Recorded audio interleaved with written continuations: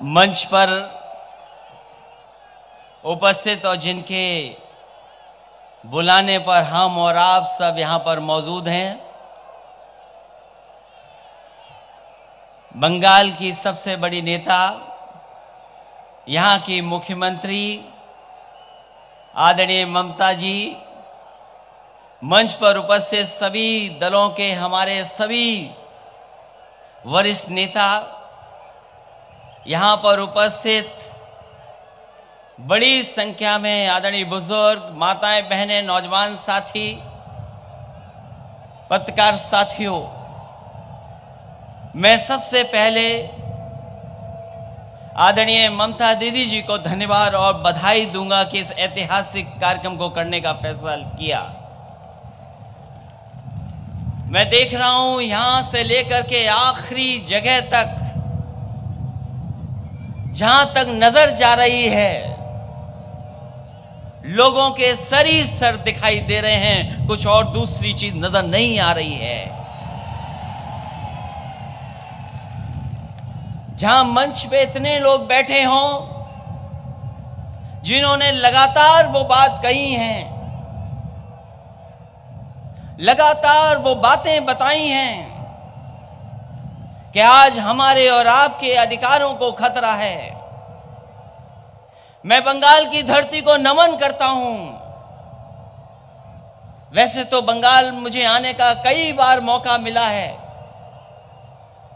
लेकिन आज जो मौका मिला है उसका उद्देश्य ही दूसरा है, और मैं ये कह सकता हूं जो बात बंगाल से चलेगी वो देश में दिखाई देगी।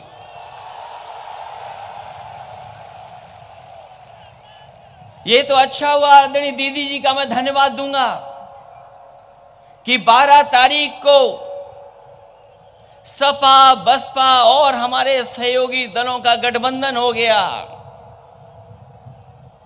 लोग सोचते थे गठबंधन नहीं होगा, 12 तारीख को गठबंधन हुआ, देश में खुशी की लहर दौड़ गई, और आज की जो रैली है इसका संदेश जब देश में जाएगा, देश की जनता भी फैसला लेने के लिए तैयार हो जाएगी।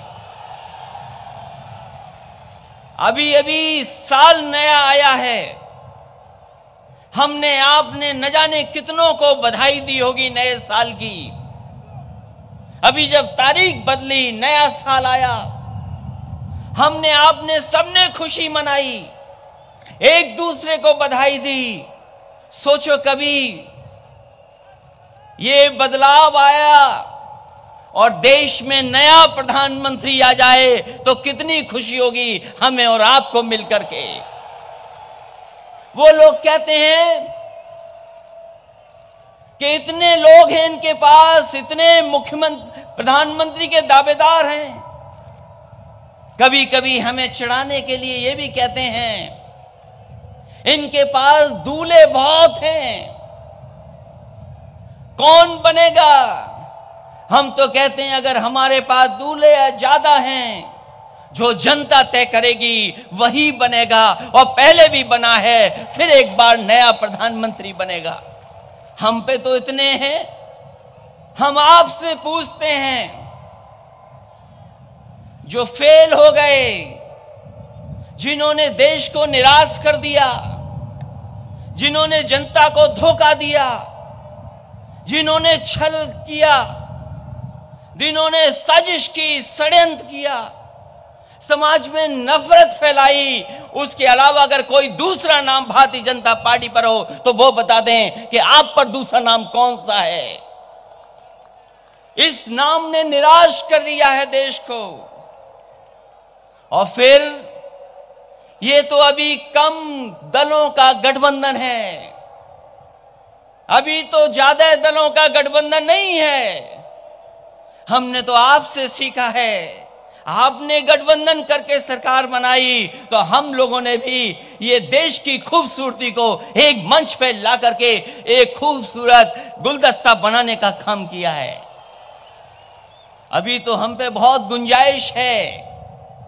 आप पे 40 गठबंधन हैं, 40 गठबंधन के साथ साथ जैसे जैसे चुनाव करीब आ रहा है, आप और लोगों से भी गठबंधन कर रहे हो, सीबीआई से, ईडी से, लेकिन हम सबने मिलकर के जनता से गठबंधन कर लिया है और लोकतंत्र में जो जनता तय करती है वही फैसला होता है।